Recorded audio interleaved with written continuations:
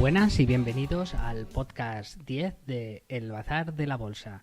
Hoy vamos a ir directamente al grano porque me ha salido un podcast muy largo, me ha salido un podcast un poco Frankenstein que he tenido que ir pegando cosas, no está muy bien enlazado. De hecho dudaba si dividirlo en dos y por eso iremos un poco al grano. Recordar que en el podcast anterior hablamos sobre el oro y al final acabamos hablando de dos empresas que eran Teranga Gold y Sibanye Gold. Ahora veréis que la entrada es un poco brusca porque corté por lo sano y empiezo hablando de otra empresa que se llama First Mining Gold. Luego acabaremos con unas conclusiones personales acerca de la inversión en materias primas. Y como yo al final no me he convencido, digo muchas veces que es una inversión muy volátil, pero más que volátil, lo que quería explicar era que son empresas a las que les afecta demasiado una serie de factores externas que por lo general a otras empresas el efecto sobre las mismas no suele ser tan acusado, ¿no? Estamos hablando pues de políticas de divisas de los países, tipos de interés, inseguridades jurídicas, etcétera. Y bueno, como al final, lo comentado, no me acaban de convencer la inversión en materias primas para un inversor como pudiera ser yo, lo que he hecho es incluir una entrevista con Adrián Godas, que es una persona muy estudiada y muy leída sobre las materias primas y además sí que está a favor de la inversión en las mismas y ha puesto sobre la mesa sus tesis alcistas o porque él cree que es una buena inversión y porque los que estamos a favor de las tesis bajistas, por así decirlo, podríamos estar equivocados o podríamos no tener razón. Y sin más dilación pasamos ya al podcast, que si no se hace demasiado largo. Espero que lo disfrutéis y que os ayude en vuestro viaje inversor.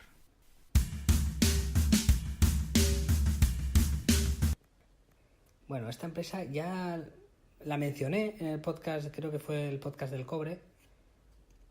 Del cobre no, creo que fue en el podcast de reflexiones para principiantes en bolsa.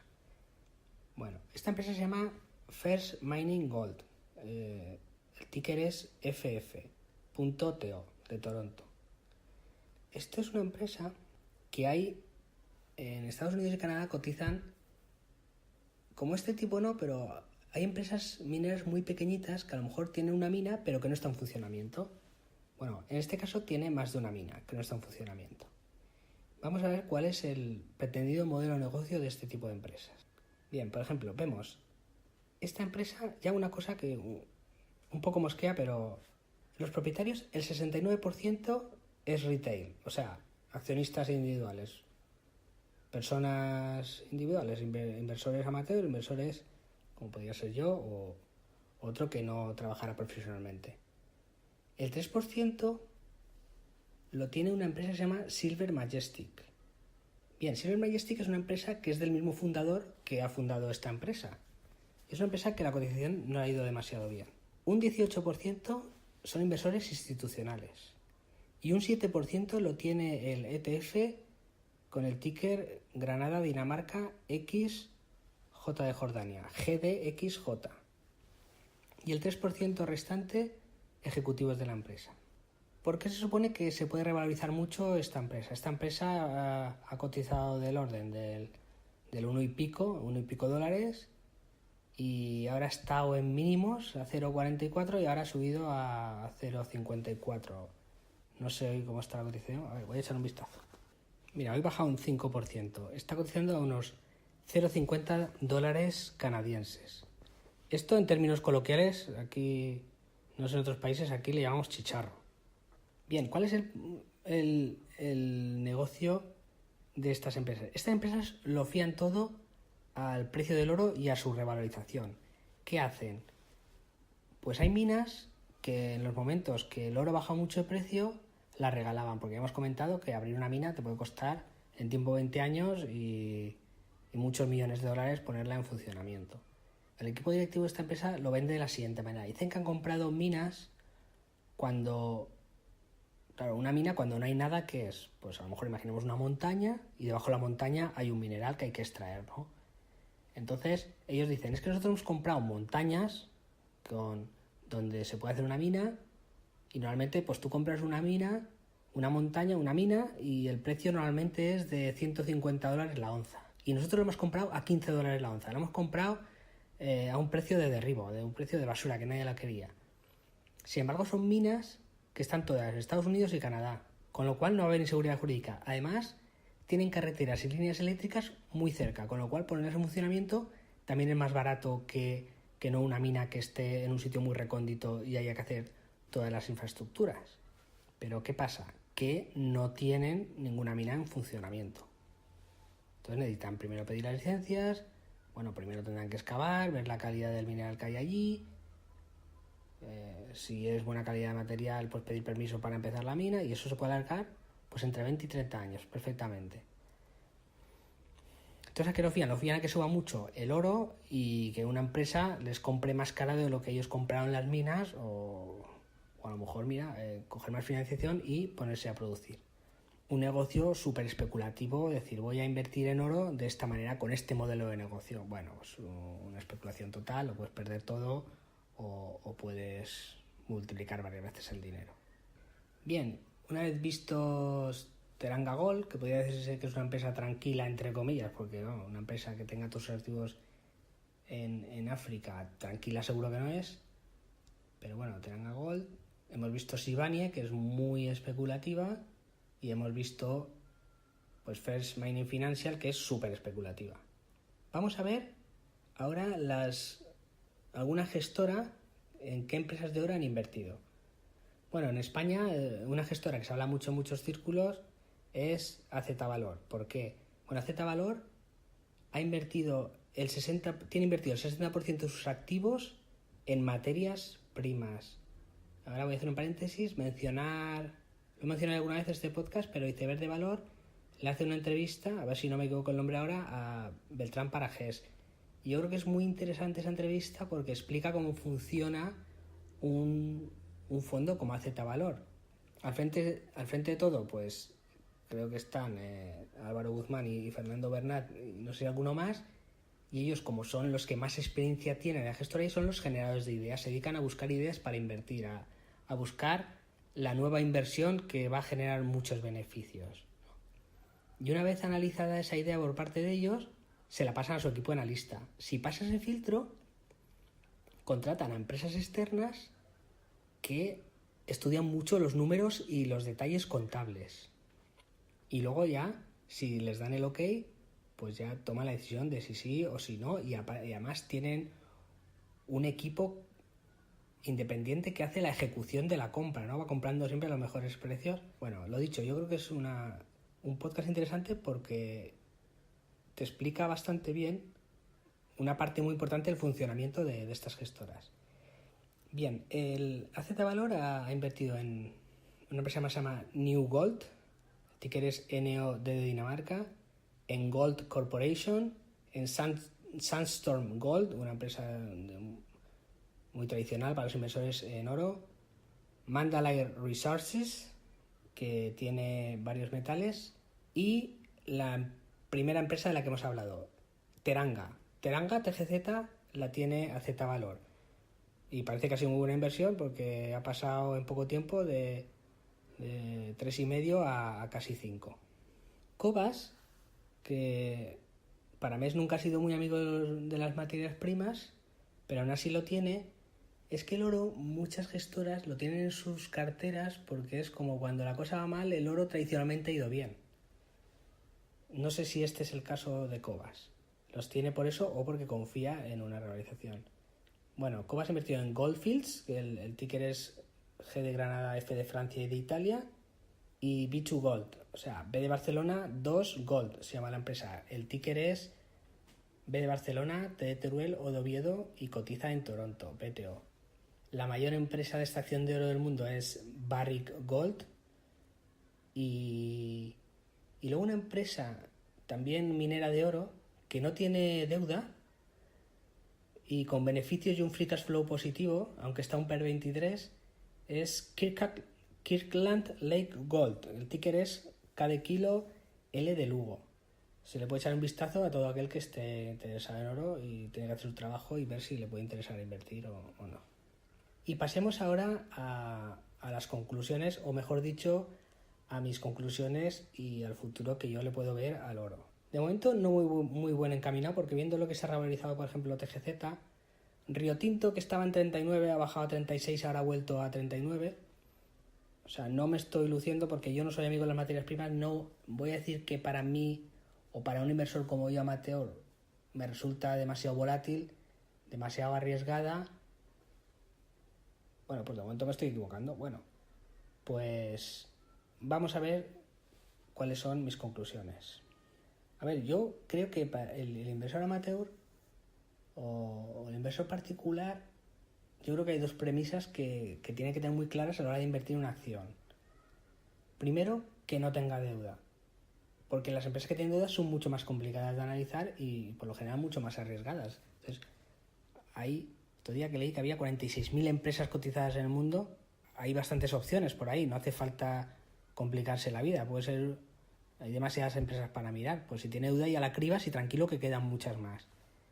Otra característica, otra cosa que creo que han de tener las acciones para invertir en ellas, una cosa fundamental es el concepto que he comentado muchas veces, un catalizador, o sea, algo que las diferencia de las demás, algo que puede hacer que la cotización de esas empresas suba más que otras, ¿no? ¿Qué es ese algo?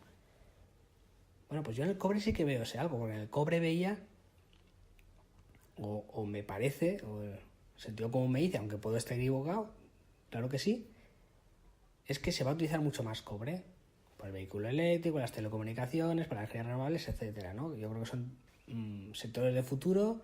La electricidad se va a utilizar, yo creo que mucho más en detrimento de los combustibles fósiles.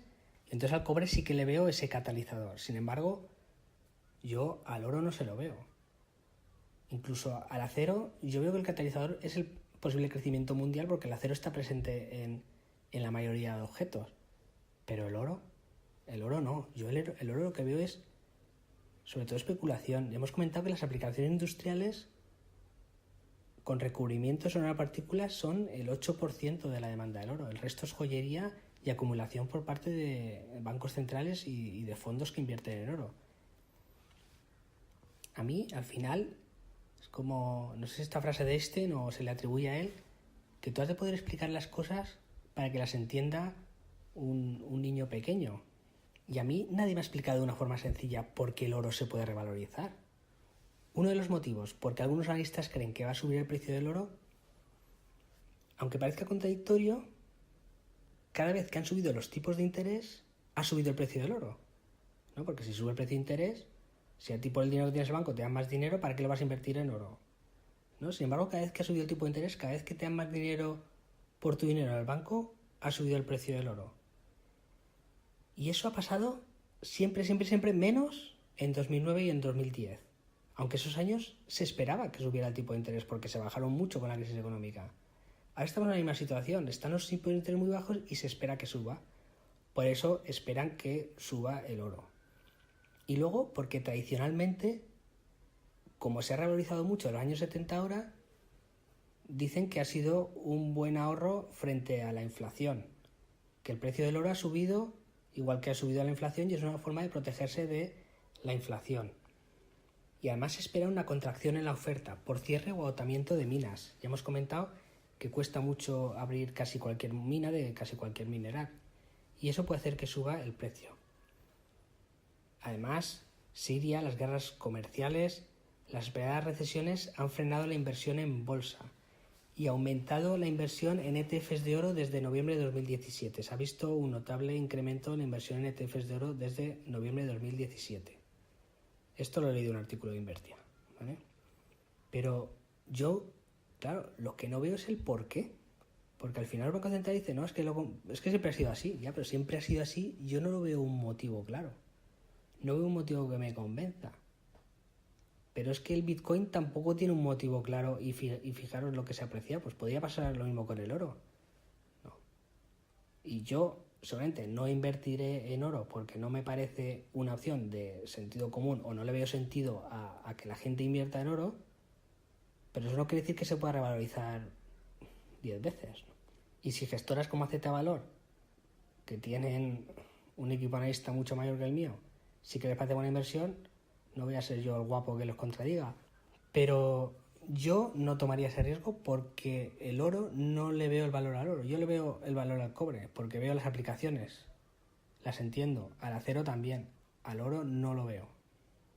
Tampoco sabía el Bitcoin y si hubiera invertido hace 2 años ya no estaría invirtiendo en bolsa. Estaría tomándome daiquiris en las Bahamas. Bien. Además el oro...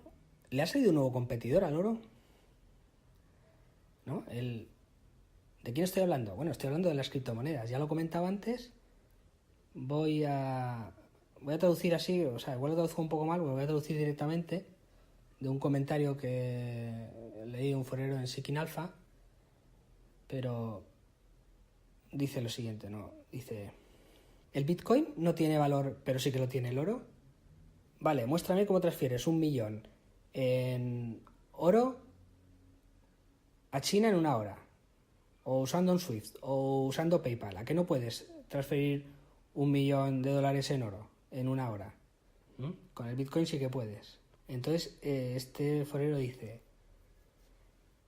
cualquiera que tenga un smartphone puede abrir una cuenta de Bitcoins sin la necesaria aprobación de un banco o un gobierno. Esto da a los miles de millones de pobres accesos a la banca que nunca han tenido antes. La regulación que los grandes o los países ricos quieren hacer para clarificar la identidad de cada uno que compre el Bitcoin, eso no va a debilitar el Bitcoin, al revés, lo va a fortalecer, lo va a hacer más legal. El Bitcoin se sustenta en servidores descentralizados. Cada uno podemos tener un servidor en nuestra casa, no los controla el gobierno. Esto es lo que asusta a los bancos, dice el forero. Los asusta con un susto de muerte y hace que odien al Bitcoin y hace que distribuyan noticias falsas del Bitcoin. Las redes descentralizadas, o sea, Internet, es más fiable que un banco central, ¿no? Viene a decir. Y las comisiones no se van a los bancos, se van a la gente que está sirviendo para mantener esa criptomoneda, ¿no? Los famosos mineros de Bitcoin. Dice, bueno, después de alguna cosa más, y al final dice, Bitcoin es la versión digital del oro. Es un recurso limitado, porque su algoritmo así hace que sea, limitado. Se pueden hacer transferencias nacionales e internacionales. Es mejor que el oro. El Bitcoin no se puede imprimir a tu antojo como lo pueden hacer el euro o el dólar. Cada vez necesitas más recursos de computación y por eso es limitado. O sea, viene a decir que los mismos argumentos que le dan los que creen que el oro es un buen valor para invertir, pues eso, ¿no? Las criptomonedas serían como la versión digital del oro, podrían cumplir la misma función. ¿Eso es un nuevo competidor para el oro? Bueno, veremos, el tiempo dirá. Bien, y ahora, después de hablar del oro y del riesgo que yo lo veo, porque yo no invertiría, vamos a ver cuáles son los riesgos, ya que hemos dedicado un podcast al cobre, al acero y al oro. Las conclusiones que yo he sacado de la información que tengo, que al final es sesgada porque yo le he dedicado unas horas, pero claro, que le haya dedicado unas horas no quiere decir que ahora sea experto en materias primas, pues me falta mucho. Seguramente mi visión, la opinión que he dado aquí es una opinión sesgada, pero bueno, yo los riesgos que he visto o me ha parecido ver en el tiempo de estudio que le he dedicado, pues bueno, al final yo lo que veo es que los inversores se fijan mucho en el precio de la materia prima y no en la gestión de las empresas. No se fijan si es una buena minera, si no es, si tiene ventajas competitivas frente a otra, si es una buena refinería de cobre, si no tiene deudas, y al final el precio de estas empresas varía dependiendo del precio de la materia prima que trabaje. Luego muchas minas están en países jurídicamente inseguros. Pueden cambiar las leyes drásticamente de una opción a otra, es difícil la repatriación de capitales, les afecta mucho la divisa porque claro, el producto que sacan de la mina lo venden en la divisa de ese país. Los tipos de interés también afectan mucho al precio de los metales, los preciosos sobre todo. Entonces yo veo que hay demasiados riesgos que no se controlan. Hay que invertir mucho tiempo para estudiar este mercado y dedicarle demasiada atención a estas empresas Y yo creo que el inversor en general, no el inversor experto o el inversor que se dedique a invertir específicamente en materias primas, tiene otras opciones más fáciles de trabajar. Son negocios muy difíciles de predecir. O sea, alguna tesis que he visto o algún estudio de descuento de flujos de caja al final te pone, pero es una empresa muy difícil de predecir cuáles van a ser los resultados, porque es muy difícil decir de aquí 3 años cómo va a estar el mercado de este metal, ¿no? El descuento de flujo de caja, ¿no? Los parámetros que has de meter, pues es muy difícil. El KSV es muy difícil.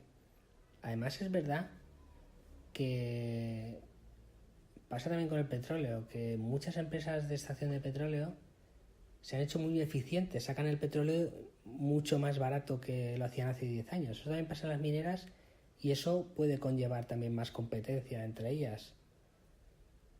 Más que entre empresas, porque es muy difícil que una empresa pequeña compita con una grande en minería, sí entre países, porque los países pueden dedicarse a hacer campeones nacionales de un metal o de un tipo de producto que pueda sacar de una mina y competir internacionalmente.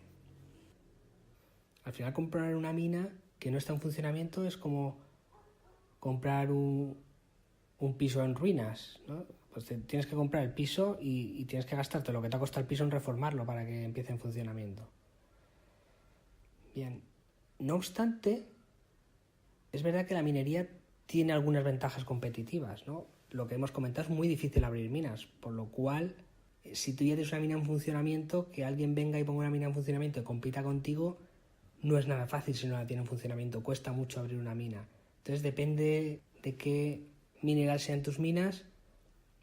Si es un material que no es muy abundante en el mundo, como pueda ser el hierro, o sea, si por ejemplo las de cobre, pues puedes tener un activo muy valioso.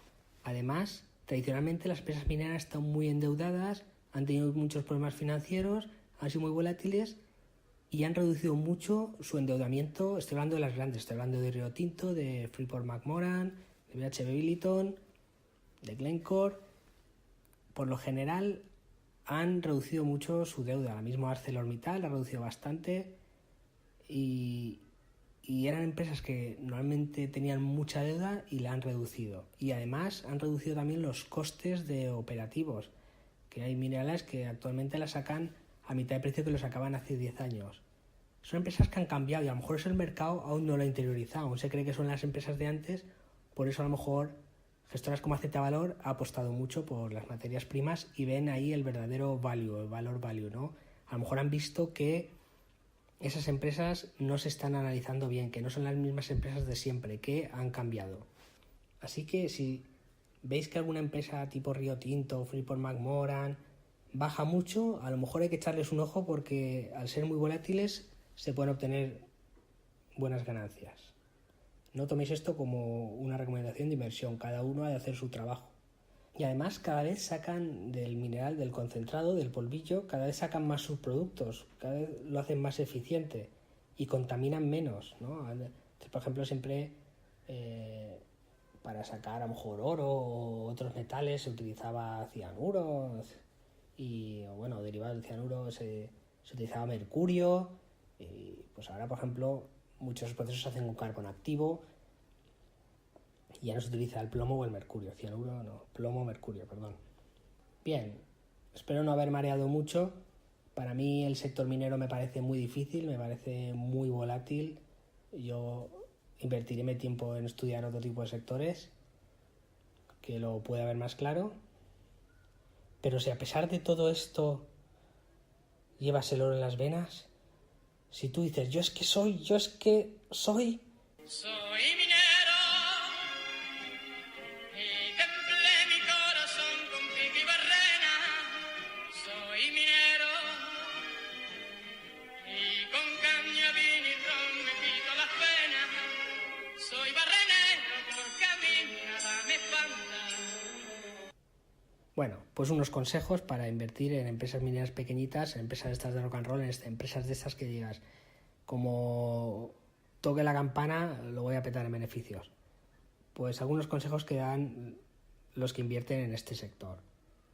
Bueno, una cosa muy importante es mirar si los que dirigen la empresa tienen una participación muy importante. Eso es como las gestoras, ¿no? Pues ver que los de AZ Valor, los de Buy and Hold, los de Cobas tienen su propio patrimonio invertido ahí, que se la están jugando ellos también. Bueno, eso es muy importante sobre todo para las mineras pequeñas, no estoy hablando de Río Tinto, BHP Billiton, etcétera. Bueno, que tengan las minas en países amigables con la minería, mejor en Canadá que en un país africano. Países que sean lo más políticamente estables posible y lo más jurídicamente seguros posibles. Las reservas y las perspectivas de producción. Claro, cuando más cavas una mina, menos producción queda y más has de gastarte para llegar más hondo, para llegar al mineral. Entonces siempre comparar en el mismo sector o empresas parecidas las reservas, aunque muchas veces esas reservas son estimaciones. Y hay que tener en cuenta también los plazos. Ojo que una mina puede costar entre 20 y 30 años abrirla. Si hay empresas que no tienen minas en funcionamiento, que no os vendan la moto. Pueden estar varios años sin producir nada y languidecer en bolsa durante mucho tiempo. Y si no tienen minas en producción, además, que se explique muy claramente en las memorias anuales o en las presentaciones, que explique muy claramente dónde van a sacar la financiación para poner en producción las minas. Bien, ya está aquí la saga de podcast dedicados a los materiales, al cobre, al acero y al oro. Yo, si tengo que apostar por uno, apostaría por el cobre, es al que le veo el catalizador, al que le veo sentido que se pueda revalorizar. El acero sí crece la economía mundial, que siempre crece, pero le veo más riesgo de que le surjan mucho más competidores que al cobre. Y el oro, sencillamente, es que no veo el negocio de sacar el mineral de una mina para tenerlo almacenado en un búnker. No veo el valor que está aportando a la sociedad y eso me intranquiliza mucho. Espero haberos aportado algo de conocimiento o haber podido clarificaros algo o que hayáis aprendido un poquito más del mundo del oro si no sabíais nada. Yo no sabía nada. Del oro, del cobre y del acero poca cosa sabía y siempre me ha llamado la atención, ¿no? Cuando decían, bueno, invertir en materias primas, digo, voy a estudiarlo un poquito, a ver ese mercado en qué consiste. Bueno, si erais como yo, de los que sabían poca cosa, espero que tengáis un poco más claras las cosas y por lo menos sirva para que decidáis si invertís tiempo en este mercado o no invertís tiempo y invertís tiempo en otro tipo de empresas que os gustan más. Aquí se puede ganar mucho dinero en materias primas, pero también se puede perder. Lo veo bastante volátil. Bueno, yo le he echado unas horas de estudio a la inversión en materias primas para poder ver si podía ser algo interesante o no, pero realmente yo lo único que he hecho es trabajar unas horas y estudiar unas horas para ver si realmente podía ser interesante la inversión en materias primas. Al final, mi conclusión ha sido que a un inversor de mi tipo, de momento no le interesa invertir en materias primas por la serie de motivos que ya he comentado en las conclusiones. Pero como he pensado que mi conclusión es que yo no invertiría en materias primas, lo decente sería hablar con alguien que sí que estuviera a favor de la inversión en materias primas. Entonces, pues a través de las redes sociales entré en contacto con Adrián y se ha prestado muy amablemente a hablar unos minutos conmigo y espero que esta entrevista pues os resulte interesante y os sirva. Bien, voy a hacer unas preguntas. No sé si acabará siendo unas preguntas o un mini debate, pero vamos allá. Así que vamos a hablar con Adrián y voy a lanzarle la primera pregunta. Bueno, buenos días, Adrián. ¿Qué tal? Aquí andamos. ¿Podrías hacer una mini presentación de quién eres o tu estilo de inversión? Yo no necesito presentarme, yo soy famoso en toda España ya. Bueno, Adrián tiene una cuenta de Twitter, ¿no? Es Adrián, ¿cómo es la cuenta? De Godas. De Godas. También es copresentador de un podcast que se llama Value Investing FM, que lo presenta junto con Paco Lodeiro y además también es emprendedor porque tiene una empresa que se llama Value Investing Store, que se dedica a... Bueno, ¿a qué se dedica? Porque estoy hablando yo y lo explicarás tú mejor, perdona. Sí, se dedica, bueno, fue una idea que se me surgió hace un par de meses, a finales de año. Básicamente es una tienda de merchandising relacionado con inversores, sobre todo los value, pero también hay alguno que no lo es, como es el caso de Ray Dalio. Y actualmente, de hecho, tengo una oferta especial no es hasta fin de existencia, sino hasta denuncia, que es varias tazas de Agra por los loles. Están muy bonitas. Pero ¿cómo ha sido tan malo? O sea, has hecho... Bueno, es que no sé si lo hemos explicado bien, pero bueno, ha dicho la palabra merchandising, pero al final lo que vende Value Investing Store son tazas o esterillas para el ratón del ordenador con las caras, con infografías de Warren Buffett, de Ray Dalio, de los inversores de Peter Lynch, supongo, no sé, de los inversores más famosos que ha habido. Sí, entonces habéis hecho una con Agram, que claro, Agram, al que no lo conozca, es Joseph Agram, es la antítesis a Warren Buffett, Peter Lynch o Ray Dalio, ¿no? Es completamente lo contrario. No, es la antítesis ante cualquier inversor. Es lo peor que hay. Y nada, lo hice por los loles.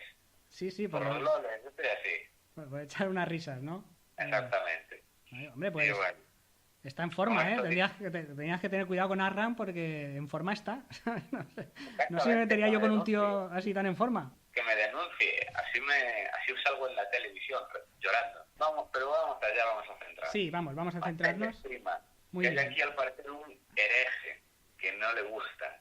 Sí, yo soy un hereje, ¿no? Porque a mí, yo lo que he visto, o sea, al final, por supuesto, mi opinión es muy sesgada, porque yo ya lo he comentado, he echado unas horas de trabajo y me he creado una opinión en base a esas horas de trabajo. Pues evidentemente sesgada, yo creo que tú le has dedicado muchas más horas que yo y además tienes una opinión favorable, pues digo, pues voy a comentarlo con él. Entonces, a mí, la primera pregunta, vamos a lanzarla. ¿Por qué no estás muy a favor de la inversión en materias primas? Bueno, para empezar, porque me ha parecido una inversión muy volátil, ¿no? Bueno, es muy volátil mejor, ¿no? Así puedes ganar más dinero, pero bueno, me ha parecido muy volátil. Y luego, pues yo he visto pues materiales, por ejemplo, pues el acero, he visto que han bajado un 50% en un año, ¿no? El petróleo, por ejemplo, creo que pasó de 120 o 140 dólares a 30 dólares, que fue en un año y medio, por ahí. Y aunque ahora ha vuelto a subir, ahora está en 80, ¿no? Felicidades a aquellos que invirtieron cuando estaba a 30. Y luego además que hay demasiados factores que no se controlan, porque he visto que no depende de la buena gestión de una empresa, como pueda ser Río Tinto o Aurubis, que se dedica al cobre, ¿no? Como pueden ser los tipos de interés.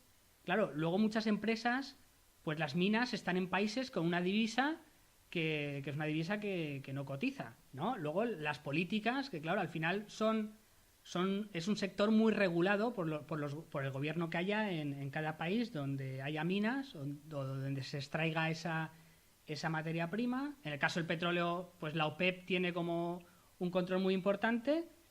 No sé, al final me ha parecido una inversión especulativa más que value, ¿no?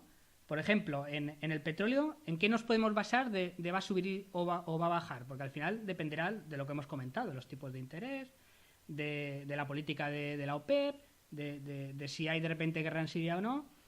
Y luego además, por ejemplo, al petróleo en concreto, le veo más presión bajista que alcista. Después de esta pregunta tan larga, perdona, ¿qué tienes que decir a eso, no? ¿Por qué sí que estás favorable, no? Yo acabo de comentar por qué no soy favorable. Pues, ¿nos podrías comentar por qué sí que eres favorable a esa inversión? Vale. A ver, entonces, en resumen, ¿te parece una inversión más especulativa que value? Y una opinión sobre el petróleo, así en resumen. A ver, el problema es que se suele sobreexagerar el tema de los factores. O sea, vamos a ver, las empresas de materias primas, al final, claro, lo van a hacer como lo haga la materia prima subyacente. Y a partir de ahí lo harán o algo peor o algo mejor. Y eso ya dependerá de los activos, la directiva y tal. Entonces, la clave, ante todo, es entender bien la dinámica de un sector y entender lo que va a guiar la materia prima.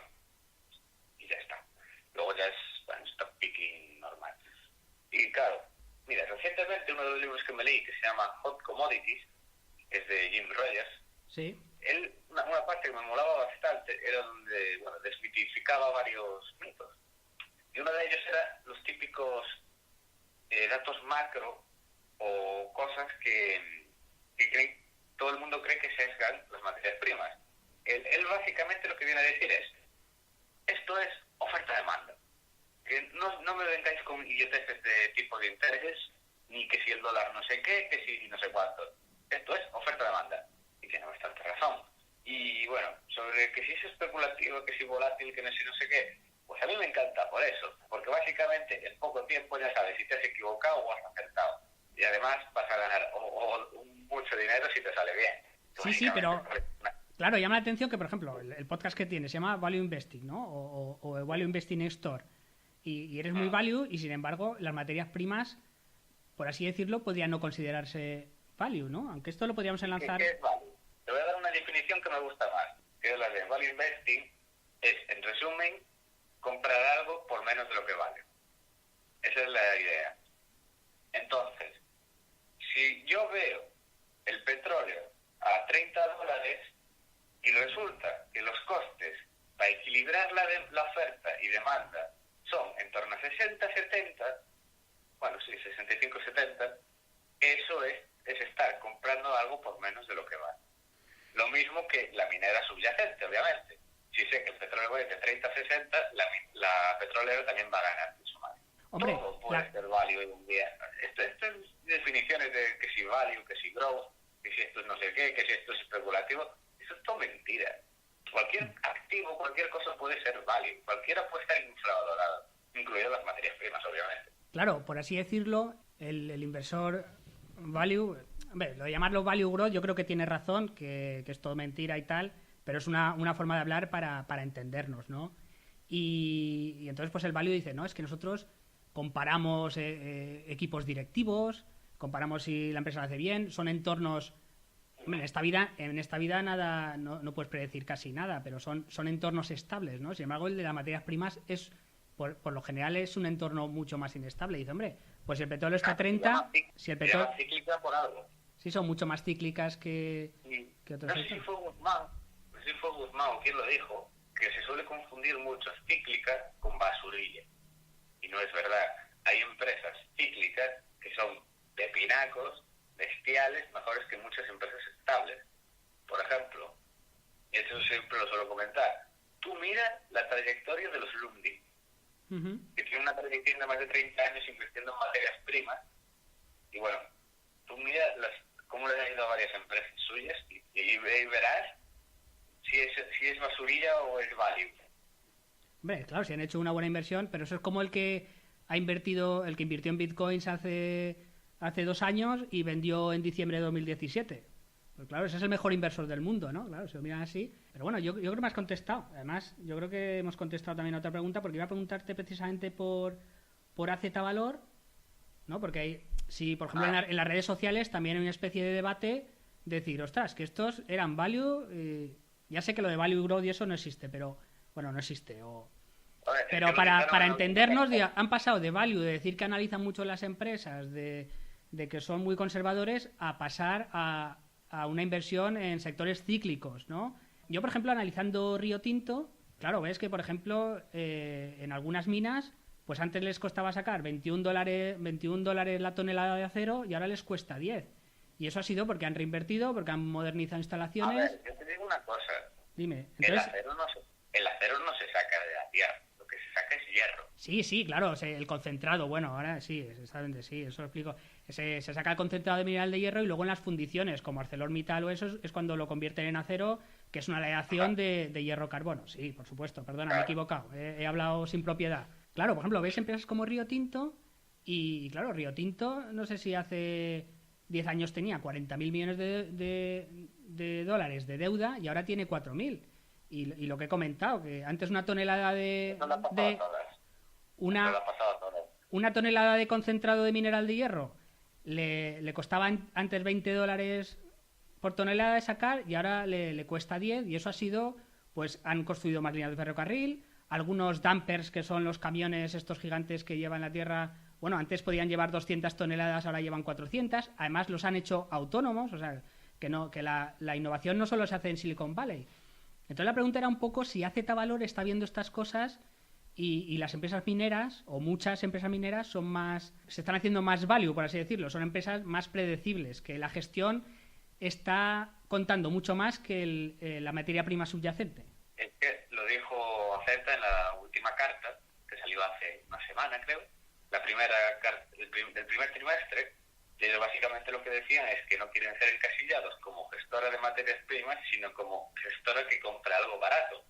Las materias primas están en minimorum, solo en 3 momentos, o sea, solo en otros 2 momentos han estado tan baratas, que fue en el crack del 29 y en los años 60, solo han estado en ese momento más baratas.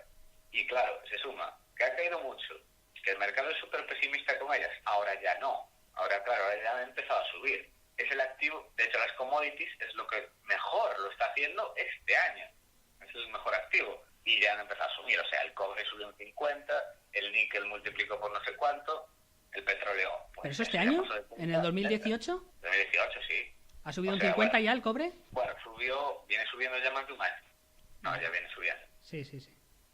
En el último año y medio, ponle. Subimos ya un 50, pasó de $2 la libra a 3. Y es por eso, sencillamente es a lo que está barato. Tú analizas la tesis del petróleo y para mí era posible de que no saliera bien. De hecho, hombre, imposible. Las materias primas, lo mejor que hay, de hecho, lo he comprobado, lo mejor que hay para estar seguro de una tesis en una materia prima, puramente en el precio, es mirar la tesis del otro lado. Es decir, yo estaba al final tan convencido de que el petróleo iba a subir, sencillamente viendo lo malas que eran las tesis bajistas en el petróleo. De la misma manera que yo veo ahora en el uranio, que todavía no empezó a subir, veo lo mismo. Veo que las tesis contrarias tampoco se sostienen. El petróleo, por ejemplo, ¿no? Bajó a 30. Bueno, la bolsa un poco es esto, que recoges información, te creas una opinión y luego inviertes en base al criterio que te has hecho tú en tu cabeza, ¿no? Pero yo, por ejemplo, petróleo, cuando bajó a $30, pues dices, bueno, yo no sé si bajó a 30 o por ahí, estoy hablando un poco aproximadamente, digo, ¿por qué no voy a invertir en petróleo, no? Pues claro, unas cosas que te asustan. Primero, pues hay 3 razones principales, por así decirlo. Para empezar, el empuje de las materias primas, ¿no? Que es verdad que en la prensa se exagera porque tú lees la prensa y parece que de aquí 3 años todos los coches van a ser coches eléctricos y esa transición del motor de combustión interna al motor eléctrico pues va a costar bastantes años, no es una cosa... Pero eso por un lado, las energías renovables, por supuesto. Por otro lado, la contaminación, ¿no? El CO2, la presión social que puede haber, aunque el cambio climático sea verdad o no, independientemente de eso, sí que hay una presión social. Y luego por la tercera y más importante, que es un poco... Yo de lo poco que me he leído del petróleo, fue un libro de Daniel Lacalle. Bueno, Daniel Lacalle supongo que todo el mundo lo conoce, es un economista que sale mucho en la tele, pero él sí que es verdad que ha pasado muchos años de su vida especializado en el petróleo, era una de sus especializaciones. Y él al final dice que el mayor problema del petróleo no es solo que haya mucho petróleo, pues ya no solo en Arabia Saudí y otros países y con el shale oil, porque además luego yo me acuerdo que en el 2007 o 2006 Repsol, o bueno, no sé si fue el 2010, Repsol no paraba de encontrar yacimientos gigantes porque había hecho un método de prospección muy buena, pero bueno, él al final decía que el mayor enemigo de todos era la eficiencia, ¿no? Oye, pues antes una bombilla te gastaba 60 vatios y hoy en día la misma bombilla que te da la misma luz te gaste 10 vatios. O sea, es que hemos reducido un montón. Los coches antes te consumían 10 litros y ahora 5. O sea, el mayor enemigo del petróleo es la eficiencia. Por eso, aunque estuviera a 30, yo no invertí porque podía bajar a 10, ¿no? Ahí es cuando entra, que tú me dices que veías que las tesis bajistas eran malísimas. ¿Por qué eran malísimas? Entonces, la tesis bajista la podemos resumir, las patas, ¿no?, de la tesis serían coche eléctrico, presión social, cambio climático y eficiencia. Sí. No, sí. En esos 3 principalmente, ¿vale? De acuerdo. Primera pata, coche eléctrico. Tenemos que el coche eléctrico, te voy a contar una anécdota. ¿Tú sabías que Edison presionó a Ford para que el famoso Ford T fuera eléctrico? Hace un siglo. No lo sabía. Y Ford estaba convencido de que se podría lograr el coche eléctrico. Y estamos hablando de hace un siglo, literalmente. Sí. Y lo que sucedió es que Ford se encontró con exactamente los mismos problemas que están teniendo hoy en día. Exactamente los mismos. La idea del coche eléctrico se abandonó hace décadas porque se vio que era bastante inviable. Hoy en día ya lo es más. Pero aún así sigue teniendo bastantes problemas de los que la gente, bueno, sí es algo consciente, pero quizá lo sobreexagera. Por ejemplo, una noticia muy interesante que leí el otro día contaba que, bueno, no sé si sabes cuál es el país con más cuota de mercado de eléctrico. Pero no sé si es en relación por habitante o en total, porque yo sé que... ¿El porcentaje? Pues, no, el porcentaje de qué coches son eléctricos. No sé, yo sé que China y Noruega están muy bien, no sé si... Exactamente, Noruega. En Noruega 1/3 de los coches son eléctricos. Vale, ¿cómo te quedas si te digo que la demanda de petróleo en Noruega no ha disminuido nada? Pero es que Noruega, pues no lo... A ver, pues te diría que no lo entiendo, porque en Noruega la generación de energía eléctrica es toda renovable, porque son todo presas de estas. Y además tiene un 30% de coche... Ah, bueno, pero claro, es que en Noruega la calefacción, ojo, claro, pero tampoco lo entiendo muy bien. No va por ahí. No va por ahí. Pues vale, pues dímelo. No me hagas quedar mal aquí, diciendo tonterías. No, porque lo que sucedió, y se empezó a ver, claro, es que uno de los principales problemas que tiene el coche eléctrico es la autonomía. Y esto era algo que decía hasta Ford. El problema es la autonomía y las baterías. Y lo que se ha comprobado en Noruega es que la gente que tiene un coche de petróleo y un coche eléctrico, y con el coche eléctrico se dedican a hacer trayectos los más pequeños y andan siempre con más cuidado con él. En cambio, siempre que tienen que decir, bueno, tengo que estar todo el día fuera de casa, tengo que ir al pueblo de no sé dónde, ahí siempre van a coger el de combustión. Y analizando la situación, bueno, pues un fondo, que sigo yo muy bueno de esto, que es Gering and Rosenswald, no me preguntes cómo se escribe porque son dos apellidos alemanes, sí. Que es un fondo americano. Gering será como el de la Segunda Guerra Mundial, ¿no? El de los aviones, no sé. Bueno, dime. Ah, no. Siempre me dicen lo mismo. ¿Y qué sucede? Que la Q1 de este año, de 2018, va sobre eso, sobre el coche eléctrico. Y de hecho ahí cuenta la historia esta de Edison, lo de Noruega, y básicamente lo que viene a decir es que estamos sobreestimando totalmente el coche eléctrico. Y de hecho hay otro dato, ellos nos lo dan, yo lo conozco, que incluso las estimaciones más optimistas de los bancos, es que los bancos se suelen pasar, no en optimismo en general para estas cosas, incluso los más optimistas se calcula que para dentro de, no sé si era 8 años, el coche eléctrico como mucho habría restado el 1,5% de la demanda mundial de petróleo. Y además también hay otro problema, no es solo el coche eléctrico, porque tendemos a ver solo en Occidente, pero es que tenemos a los indios en África, un montón de zonas con cientos de millones de personas que no ni de coña se van a comprar un eléctrico. Entonces, al final, todo lo que aumente las ventas de coches normales se va a ver perfectamente, al revés, todas las ventas de coches eléctricos se van a ver perfectamente compensadas por las ventas de coches normales en ciertos países y zonas. Sí, pero es verdad que la autonomía, por ejemplo, los Tesla, la verdad es que los Tesla no es representativo, pero un Tesla, pues actualmente pues te cuesta, no sé, 40.000 euros, que es un coche casi de gama alta, por así decirlo. Pero eso da bastante igual. Eso claro, lo que pasa es que tampoco puedes pensar en el statu quo, sino porque tú tienes que pensar que la tecnología avanzará para hacerlo más económico y que la autonomía aumente, ¿no? Por eso se estima que, ¿no? Y luego la propia eficiencia de los motores de combustión interna que antes... La eficiencia voy luego. Ahora estoy con el coche eléctrico. Sí, perdona que me... Lo que quiero decir es que se ha generado la corriente esta, a corto y medio plazo que no, las expectativas no son reales, no son realistas. Al final tú estás viendo que sí, todos los fabricantes te dicen, sí, vamos a sacar el coche eléctrico, vamos a sacar no sé qué. Llevan así 10 años. Y todavía Tesla es la líder de mercado con un 15%. Sí, el caso paradigmático era el Audi e-tron, que lo iban sacando 5 años y aún no lo han sacado, ¿no? Y como todo, básicamente. Que también mucha gente está optimista con Tesla, porque dicen, ojo que no va a ser tan fácil competir con Tesla. Es que eso de un coche... No, que va. Claro, entonces no va a ser fácil, porque Tesla los problemas que está teniendo, a lo mejor que el maletero no le cierra bien, pero lo importante que es la batería le está funcionando. Y eso no va a ser fácil para los otros fabricantes. Pero bueno, Tesla es un caso aparte. A mí es que las tesis de Tesla es que me hacen mucha gracia, la verdad. O sea, vamos a ver, unos tíos que no saben producir un maldito coche, que tienen problemas de producción a punta pala, y le van a enseñar cómo se hace a General Motors, Ford, BMW, Daimler, a todos ellos a fabricar. Pero ojo que tiene una legión de fans, ¿no? Porque, o sea, que los propios propietarios hagan vídeos y los cuelguen en YouTube diciendo lo que mola su coche, y eso no es una cosa de un mes. Pero yo también te digo una cosa.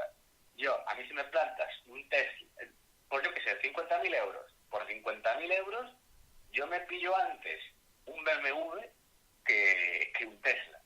También te lo digo. Yo por ejemplo me gustaría el Tesla, pero eso ya es cuestión de gustos, ¿no? Digo para darme un... No, o incluso, pero que digo, aunque sea eléctrico, aunque sea igual, aunque sea eléctrico y tenga todo lo mismo, yo prefiero una marca como BMW. Porque sabes que es una marca que tiene un siglo. Claro. El día donde te pones en elegir también, bueno, que ya sería muy extremo, entre un Ferrari y un Tesla, ya estamos hablando, yo que sé, de 200.000 euros, sí. ¿Qué elegirías? ¿Entre un Ferrari y un Tesla? ¿Eléctrico el Ferrari? Sí. Vamos a decir que sí, que es posible lograr eso. Bueno, yo seguiría eligiendo el Tesla, pero porque a lo mejor me llama más la atención, voy a decir una chorrada, ¿vale? Pero me llama más la atención... Es que claro, luego habría que ver si tiene el autopilot ese, si el Ferrari tiene también la pantalla ahí molona en el salpicadero... No sé, pero es una cuestión de gustos, porque a mí nunca me han llamado la atención los coches en general. O sea, no me... Pero entiendo la pregunta. Pero, por ejemplo, sí que cogería a lo mejor antes un BMW que un Tesla, pero no por nada, sino porque me da más fiabilidad, porque Tesla, igual me compro un Tesla y de aquí a medio año han cerrado la empresa. Porque, claro, financieramente está tan mal que digo, a ver si me compro un Tesla y luego no me quedo enganchado, ¿no? Entonces, por eso me compraría un BMW seguramente antes, ¿no? Me da más confianza la marca que vaya a durar, ¿no? Porque pasó con SAP. La gente que tenía un SAP, ¿qué ha pasado ahora? No sé qué ha pasado. No sé si sigue manteniendo, ¿no? No sé. A ver. Vale, pues ya ves, toda la tesis del coche eléctrico son la estimación de expectativas, como siempre. Bueno. La segunda parte que me decías era lo de cuestión social, el cambio climático. Sí. Mira, primero, no se genera electricidad con petróleo en ninguna parte del mundo, prácticamente. Solo en los países árabes. Casi toda... el 70% de la demanda de petróleo mundial es básicamente el transporte, ¿vale? Sí. El transporte. Y yo, por muy ecologista que sea la gente sigue cogiendo el avión. Y sigue yendo de crucero y sigue yendo en coche. Sí, de acuerdo. Entonces, no sé yo. Claro, el tema de yo lo sigo diciendo. Si quieres de verdad luchar contra el cambio climático, déjate de tonterías. Lo que hay que hacer es acabar con el carbón. Pero de verdad. Porque sé cómo son las emisiones y como tal, de hecho lo dijo en la última reunión anual Brufau, que es el presidente de Repsol, que el tío a nivel CEO me parece de lo peor que hay en España, pero a nivel ingeniería es un genio, o sea, a nivel operativo y tal es impresionante, pero como CEO es muy malo. Repsol lo está haciendo muy bien, a mí me extraña, entre comillas, que esté ahí Yosuyo Nimaz, ¿no? Es como si pusieras ahora, yo qué sé, iba a decir Cifuentes a dirigir gas natural, pero no es lo más... No tiene nada que ver. No. Es que Brufau es, a nivel técnico, impresionante. O sea, vamos a ver, Repsol tiene las mejores refinerías de Europa. Sí, es un ingeniero de vocación y Repsol sí que es verdad, que tiene una refinería estupenda y lo que hablábamos antes, los métodos de prospección para descubrir yacimientos de petróleo también se ve que son de los mejores del mundo. Eso ya no lo sé, eso sí que se me escapa. Pero continuando con lo del tema de la situación. Sí, que Brufau dijo que el 20% de las emisiones de todo el mundo de gases contaminantes, el 20% es del carbón que se usa en China. Sí, la clave para mí es sustituir el carbón por otras energías y ya está. Sí, entre otras cosas para fabricar acero. Y también me he dado cuenta que me acabo de acordar de otra cosa. Él dijo también que si de verdad los políticos quisieran luchar contra el cambio climático, las subvenciones no las darían al coche eléctrico, sino para que la gente renovara los coches con más de 10 años. Por el tema de la mejora también de contaminación y de eficiencia. No, por el lado de medioambiental me preocupan más otras energías y otros métodos. El coche ya no tanto. Sí, además, mucho que te ponga, además se están investigando ya métodos para capturar el CO2. O sea, de hecho, en muchas refinerías ya se captura el CO2. O sea, no es una cosa que esté en laboratorios que vaya a tardar 10 años. El problema era muchas veces que que si tú quieres capturar el CO2 que hay ahora mismo en la atmósfera, necesitas producir más energía de la que te cuesta recuperarlo, entonces no ganas nada. Pero en refinerías o en fábricas similares ya lo están capturando. O sea que es... Y ahora pasemos al tema de la eficiencia, que perdona que te corto mucho y el tema de la eficiencia.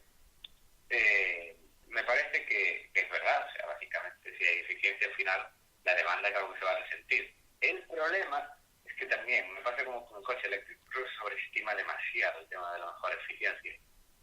Por algo que uno de los motivos es lo que se llama paradoja de Jevons, que era un economista del siglo XIX que se llama William Jevons, y él lo creó la idea esta, que era que aunque se mejore la eficiencia de algo, como necesitas consumir menos, vas a consumir más. Ejemplo, si tú pasas, imagínate, del depósito que el motor, que pasas con consumir 10 litros a consumir 5, ¿no? Sí. También, obviamente, consumes mucho menos. ¿Qué hará la gente? Lo que va a hacer la gente no es consumir lo mismo y gastar menos. Lo que va a hacer la gente es sencillamente echarle más gasolina y desplazarse todavía más. O sea, quiero decir, con la misma cantidad recorrer más. Entonces al final, es que la eficiencia se suele ver desde esa perspectiva de no, es que hace falta menos. Pero es que la gente quiere ir más lejos. Al final la demanda va a estar igual por ese aspecto. Y el problema de la calle es que tiene una visión, yo creo que tiende mucho a largo plazo, o que hay ciertas cosas que, que no le acaba de entender, la verdad. Su libro, o sea, yo con Daniel Lacker es un economista que antes me gustaba mucho, cada vez me cae peor. La verdad le tengo cada vez un poco más de tirria por ciertas cosas, y una de ellas es que él, claro, era mega bajista en el petróleo, tenía razón, el petróleo se vino abajo, y el problema es que, claro, él pensaba que ya se iba a quedar ahí, que iba a estar bajo. Y de hecho, él vino a mi universidad hace un par de meses. Sí. Vino a la USC en Santiago y, le pregunté, en el turno de preguntas le pregunté, ¿qué opinas de las materias primas tal? Y el tío se quedó con cara de, pues, no sé. Y literalmente no me supo decir nada más allá de que estaba ahora algo impulsadas por la debilidad del dólar. Y yo digo, pues ok.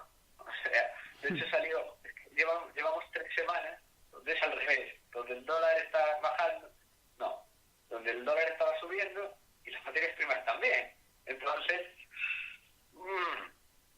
Mira, me parece... Tuve un gráfico ahí que decía que las últimas semanas era al revés, las materias primas se habían correlacionado positivamente con el dólar, pero bueno. Entonces ya te digo, es una persona que le perdí bastante el respeto, sinceramente. Me parece muy interesante la apreciación que acabas de hacer de decir que uno de los posibles defectos de Daniel Lacalle es que invierte a demasiado largo plazo, ¿no? Porque eso que muchos veremos como una virtud, es verdad que también puede ser un defecto, porque, hombre, si por invertir tan a largo plazo te has perdido una subida de $30 a 70, pues evidentemente... Esto no es la típica, no es Siscandis. No es el Siscandis, un negocio de estos que lo puedes comprar a 30 años y sabes que va a estar mejor. Esto son materias primas que suben y bajan. Al petróleo, hasta que la demanda desaparezca, le quedan un par de salseos buenos y un buen par de subidas y bajadas.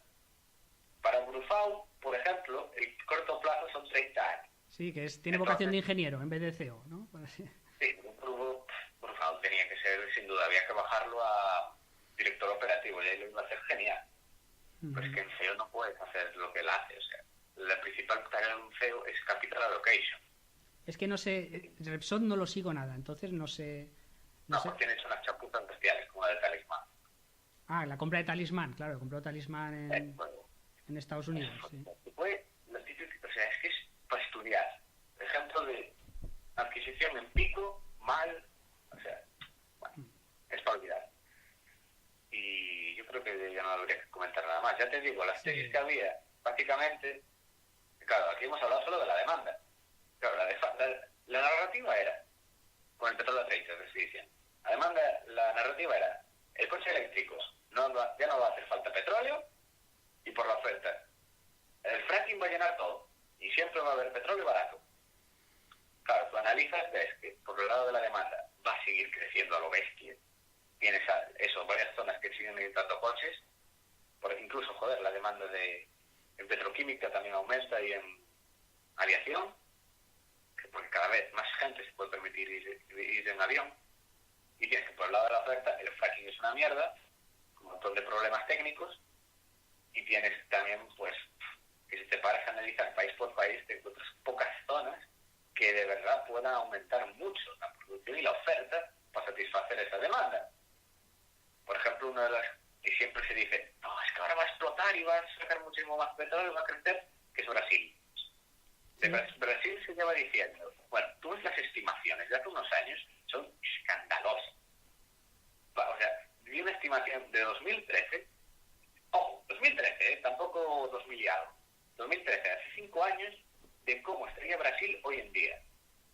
Y creo que decía en la estimación que ahora sí iba a producir, no sé si eran 6 millones de barriles al día. Hoy produce 3,5. Y de hecho tú veías que las tesis bajistas básicamente se fundamentaban en eso, en coche eléctrico y fracking. Y ya está. Desmontas ambas, y el petróleo ya lo tienes donde está, que está en 70 camino de 80.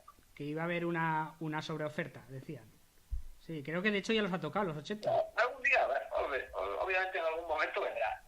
No, pero por eso me ha parecido interesante que decir, jolín, estando el petróleo a 30, pues los que decían que el petróleo se iba a hundir era una visión demasiado a largo plazo. Por eso me ha parecido... ¿Ves? Por ejemplo, yo eso es un error que he cometido como inversor, ¿no? Decir, oye, pues yo no invertí en petróleo porque yo estoy a favor de las tesis bajistas, ¿no? Y claro, me dices, hombre, las tesis bajistas pueden tener razón, pero a muy largo plazo. En el corto plazo te estás equivocando. Claro, si a largo plazo lo piensas, en 50 años puede que no haya industria petrolera. Pero, y el petróleo ahora ya subió, todo está subiendo ahora de nuevo. O sea, vamos a ver, es que es cíclico. Tiene subidas y tiene bajadas. Bueno, yo creo que deberíamos hablar quizás de otra materia prima. Sí, eso te iba a comentar, porque te iba a preguntar de otras materias primas. Bueno, una pregunta era, pero yo creo que ya me has contestado, porque, por ejemplo, el uranio, ¿no? Al final me has contestado, como diciendo, oye, pues si las renovables y la eficiencia va a hacer que cada vez consumamos menos... Es que no es tan reñido. Es que lo que la gente piensa es, no, es que si estás a favor del nuclear, no puedes estar a favor de las renovables. Eso es mentira. Vamos a ver, la demanda eléctrica crece cada año. En África hay que llevar electricidad a casi todos los pueblos. Y en Asia meridional más de lo mismo. Y para satisfacer esa demanda necesitas muchos tipos de oferta. Y de hecho yo, gente experta que sigo en temas de energía, que obviamente son claramente abiertos pronucleares, y te dicen que básicamente lo que se tienen que entender es al nuclear y al renovable. Y luego, ya a muy largo plazo, ya cuando la renovable haya mejorado muchísimo, pues todo renovable, o ver lo que pasa con la fusión nuclear. Fusión. Sí, la verdad es que... bueno, sería el santo grial de la energía. La verdad es que lo que viene a decir es construir más centrales nucleares. Yo sí, por ejemplo, me imagino, ¿no? Que yo soy el CEO de una empresa. Digo, yo me voy a gastar, no sé cuánto vale construir una central nuclear, pues 20.000 millones de dólares. Igual me pasa. Depende mucho, depende. ¿Cuánto? ¿Más o menos lo sabes tú? Es muy, muy complicado. Bueno, da igual. Sí, da igual. Sí. Puede variar mucho de si la haces en Japón, que tienes que prepararla con controles remotos, o la haces en, yo qué sé, en Arabia Saudí. Sí, va por ahí. Entonces, bueno, pero imaginemos, ¿no? Yo voy a gastar 15.000 millones de dólares en hacer una instalación y que además se me ponga en contra, yo qué sé, Greenpeace y todos los problemas y que tarden 20 años en abrirla por todos los permisos que hay que pedir. Digo, será más fácil poner molinos de viento, ¿no? Aunque ya sé que hoy en día no es factible que todo vaya con energía renovable, ¿no? Salvo algunos países que por condiciones privilegiadas sí que lo pueden hacer, pero el resto de países no podríamos porque nos quedaríamos 2 días sin energía eléctrica, el día que no soplara el viento y estuviera nublado, y eso puede decir que muera gente en los hospitales, ¿no? Claro, no nos lo podemos permitir. Pero dices, ¿a quién se le va a ocurrir? Pero aparte de eso, ¿a quién se le ocurre construir una central nuclear? ¿No? Es mucho dinero y mucho tiempo, y de aquí a 10 años vete a saber si... Es muy sencillo. Es que tenemos una visión tan eurocentrista de solo mirarnos el ombligo. Y claro, decimos, no, en Europa tal. Joder, mira, en Alemania, que se ha hecho una de las mayores chapuzas energéticas que yo he visto en mi vida. O sea, tengo un colega que es súper fan de Alemania, estudió en Alemania, y me tiene dicho que después de contarle esto me dijo, creo que es de los mayores errores que han cometido en décadas. Que fue básicamente cerrar las nucleares a la brava, o sea, pero no decir, no, las vamos a ir cerrando tal, no, se cierran ya, las cerraron a la brava y se dedicaron a dar subvenciones a las renovables. Sí. Estoy hablando lo llevan haciendo, Merkel lo lleva haciendo desde 2007. Sí. Lo que ha sucedido es, el gobierno se ha gastado 150.000 millones. Sí. Las emisiones siguen igual. Sí, porque están quemando más carbón para suplir a las... Exactamente, porque han tenido que compensar quemando más carbón. Y la electricidad alemana es la más cara de Europa continental. Sí, pero a lo mejor a largo plazo le sale bien la jugada, ¿no? Y me olvidaba, las dos eléctricas alemanas, eso, ahí hay dos grandes grupos, están en pérdidas. O están al borde de las pérdidas. Mis peores inversiones... Todo lo que podía salir mal, salió mal. Mis peores inversiones han sido E.ON y RWE. O sea, no nada más que añadir. Pues ahí lo tienes. Ah, sí, pero, por ejemplo, a colación de esto, por ejemplo, en Iberdrola, el Sánchez Galán, o sea, dice que quiere cerrar una de sus nucleares, pero porque no les es rentable, no por nada más, ¿no? Es que la quiero cerrar porque... No, que a lo mejor no quiere decir nada, a lo mejor esa central en concreto no es rentable y otra sí. Que serán unos becarios. Pero es que vamos a ver, la demanda es que los reactores, claro, es que claro, necesitas un coste fijo inicial muy alto. Entonces al final siempre necesitas el respaldo del gobierno. Pero yo es lo que digo, es que casi toda la demanda que viene de reactores nucleares viene de, en general de Asia, y tienes, por un lado, no sé si un tercio de las centrales que se van a construir es en China. Sí. Los chinos les da absolutamente igual la lógica económica, pero absolutamente igual. O sea, han demostrado hacer cosas loquísimas. El mercado de hierro, de hecho, está mega manipulado por ellos, por la cantidad de subvenciones que dan a sus minas de hierro. Y tienes, lo único que quieren es bajar, o sea, depender menos del carbón y dejar que las ciudades dejen de estar negras. Entonces les da absolutamente igual que sea pérdidas o lo que sea, van a construirlas. Y tienes que el otro foco de construcción de demanda que viene nuclear es en la península arábiga, en la zona del Golfo. Sí. ¿Por qué? Porque es de las pocas zonas que genera electricidad con petróleo. Y saben que el petróleo no les va a durar infinitamente. Uh-huh. Y por ello, hace un mes o dos, se abrió la primera central de la península, que fue en Emiratos Árabes. Sí, y solamente con esas dos zonas, que les da bastante igual, que sea más cara o sea más barata, lo que les cueste montarla. Les da igual, porque hay motivos superiores que les obligan a ellos. Hay un problema, y es que muchos sobrecostes que ha habido en centrales europeas, por ejemplo Hinkley C, creo que se llama, que es una central en Reino Unido que ha dado problemas bestiales con sobrecostes y todo, me contaron que al parecer es porque es un nuevo tipo de modelo de central y que ese mismo modelo lo están haciendo en China y por el learning by doing y el know-how acumulado lo están haciendo mucho más rápido y mucho más barato. Sí, y que son... El otro día escuchaba un podcast, pero era un podcast de temática científica y, hablaba un físico nuclear que, claro, pues... Pero decía que, claro, es que actualmente son mucho más seguras, claro, es que Fukushima y Chernobyl, pues su diseño es de los años 80, no sé. Antes. Vale, y dime, ¿qué más desastres nucleares ha habido? O sea, creo que hubo... Es que en Estados Unidos no sé si hubo uno o hubo un amago de uno o... Three Mile Island. Sí. Que fue en Estados Unidos, pero vamos, fue pequeñito. A la comparación con nosotros dos fue pequeñito. Lo que pasa es que, claro, pero eso es como cuando se rompió la plataforma petrolífera en el Golfo de México que lleva a Estados Unidos. Dices, ¿eso cuánto vale? ¿No? ¿Cuánto vale para los habitantes de Chernóbil o de Fukushima? Es que eso, claro, económicamente es muy difícil medir el impacto, claro. Esto es exactamente igual que con los aviones. El avión es el medio más seguro de todos, pero cuando se estrella uno sale en todas las noticias. Y de hecho, si lo vi el otro día, si coges el cálculo de número de muertes por teravatio generado, verás que la nuclear es de lejos la más segura de de todas y que el carbón mata no sé cuánto. Sí, lo que pasa es que ahí también muchas veces quitan de la ecuación los residuos, porque claro, es que actualmente ni siquiera se sabe cómo tratar esos residuos, claro, que los entierran en minas, la verdad es que eso, ojo, El tema de los residuos se sobreestima bastante. De hecho, hay gente que no entiendo por qué tanta gente me pregunta con eso. Eso es una tontería, o sea, eso se mete bajo tierra y ahora hay diseños, creo que si fue en Finlandia, donde fue, hicieron sitios para meter los residuos, tapearlo todo con cemento y dejarlo ahí. O sea, sin vigilancia y sin gasto ya ninguno. Lo cierra y punto. No sé, o sea, veo mucha gente rayada con eso, pero... Bueno, Adrián, es que me sabe mal ya porque estoy abusando mucho de ti. Llevamos casi una hora, entre otros chivo y este, creo que llevamos una hora. Se me ha quedado en el tintero el oro, no sé... pero antes que el oro, pues no sé si quieres hacer alguna apreciación, pues o algo que te interese comentar, pues no sé ya si a nivel personal o a nivel de alguna materia prima, pues o el cobre, yo qué sé, o algo, pues sería muy interesante. Sobre el oro, la verdad es que el oro es muy complicado, no se puede valorar como una materia prima per se.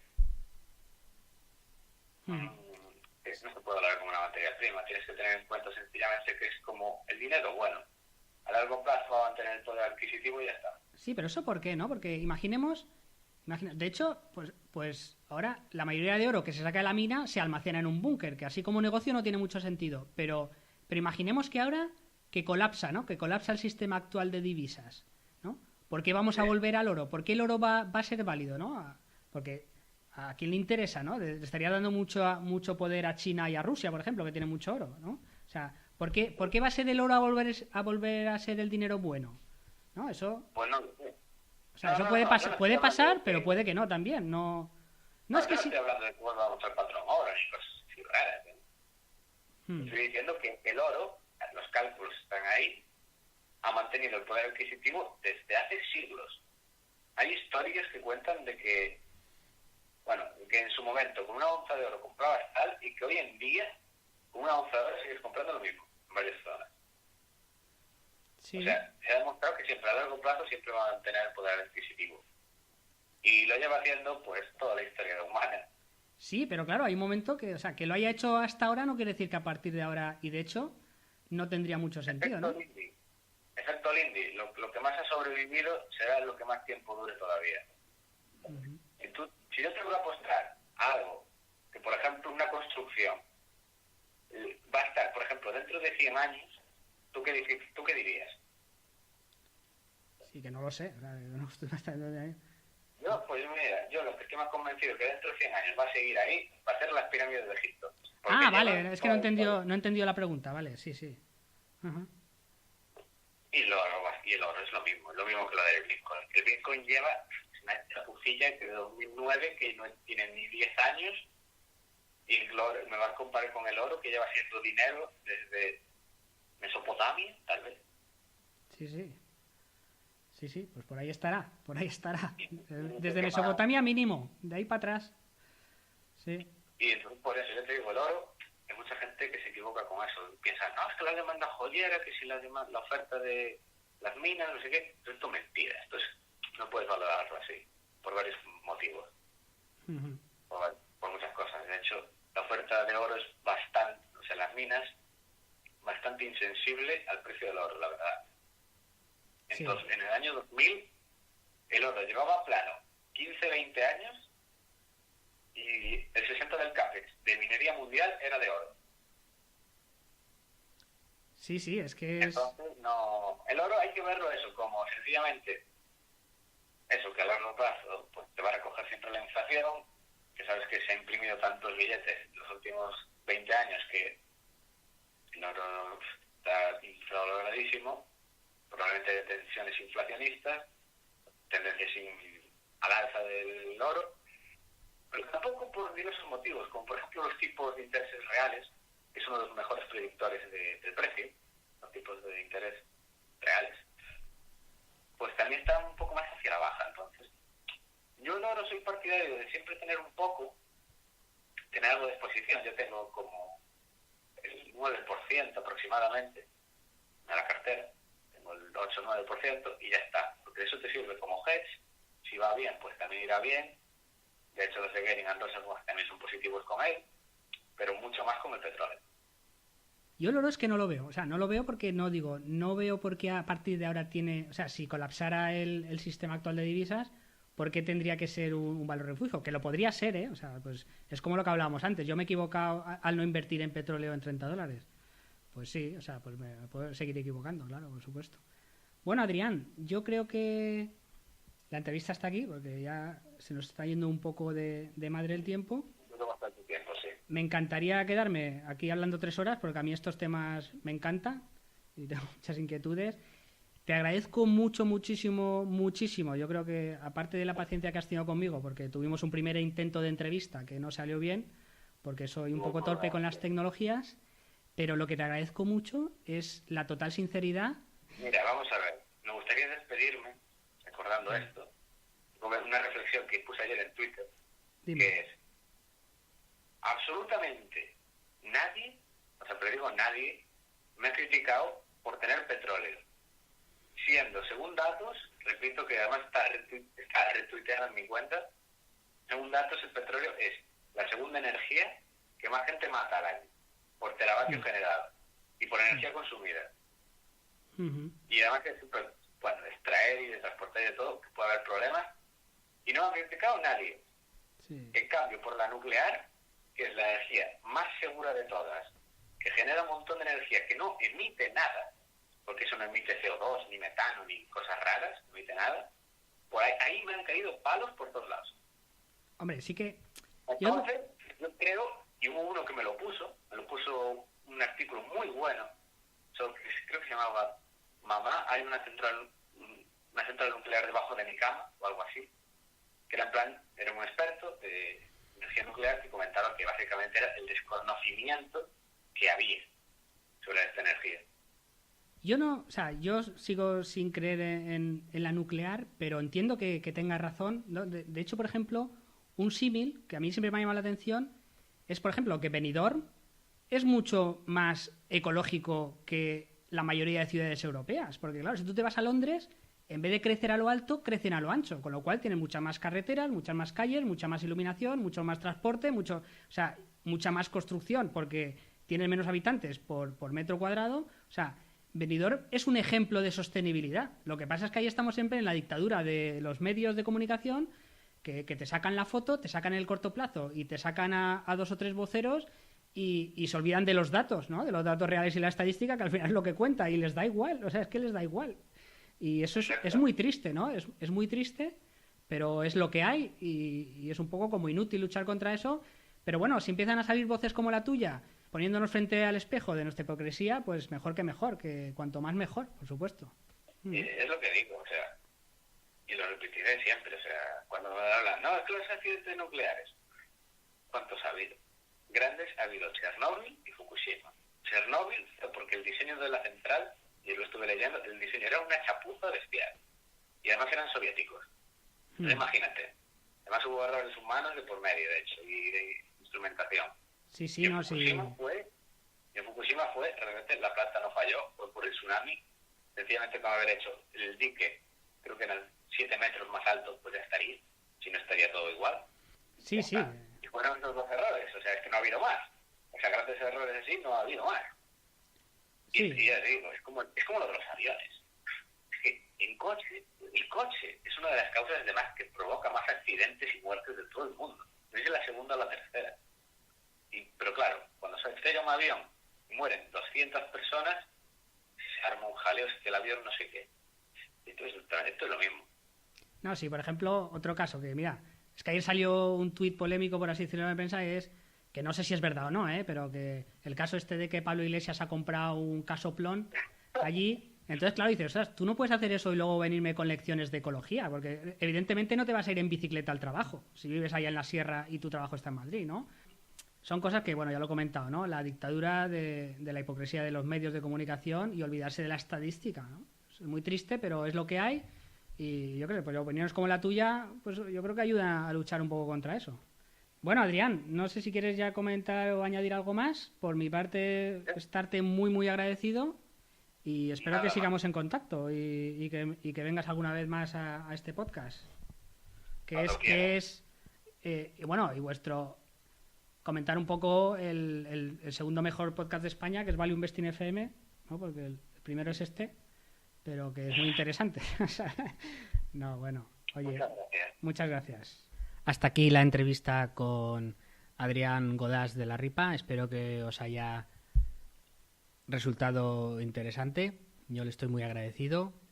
Y también acabamos aquí con la saga de podcast dedicados a las materias primas. En el siguiente podcast seguiremos hablando de materiales, pero serán materiales sintéticos, materiales fabricados, materiales que no se extraen de la mina y con el concentrado que extraes de la mina en una fundición lo acabas convirtiendo en un material útil, sino que son materiales que se fabrican uniendo diversos componentes químicos. En concreto, hablaremos de los polímeros. Creo que va a ser un podcast muy interesante y espero encontraros allí en el siguiente podcast. Muchas gracias.